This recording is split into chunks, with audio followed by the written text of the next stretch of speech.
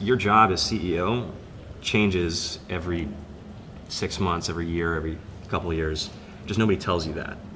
And in fact, some of the things that made you good at the prior stage become a hindrance for the next stage. So for example, I wrote most of the first version of Dropbox, but there just became too much stuff to do and I had to stop coding. First of all, nobody's born a CEO.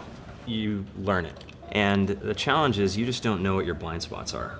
The chessboard is a lot bigger than just building a good product. And you have to be able to make smart and fast decisions about what markets do we go into, our business models, competition, strategy, how do you build a team, how do you run a team. That's pretty tough when you've never done any of it. How did you learn those things? Probably one of the most useful questions that I like to ask myself and still do is 1 year from now, 2 years from now, 5 years from now, when I look back on today, what will I wish I had been learning? And so, and did you mostly figure this out yourself, or did you ask people, what will I wish I had done in a year? a little of everything. Okay. So reading was probably the single most valuable thing that I did. Anything you'd recommend other people read?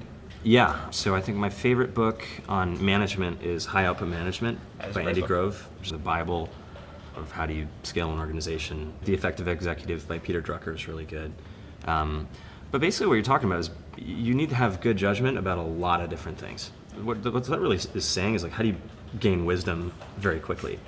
Poor Charlie's Almanac by Charlie Munger is probably the best book on that I've read, which is really about how do you build a bunch of mental models to sort of break down the complexity of the world and know when to use each.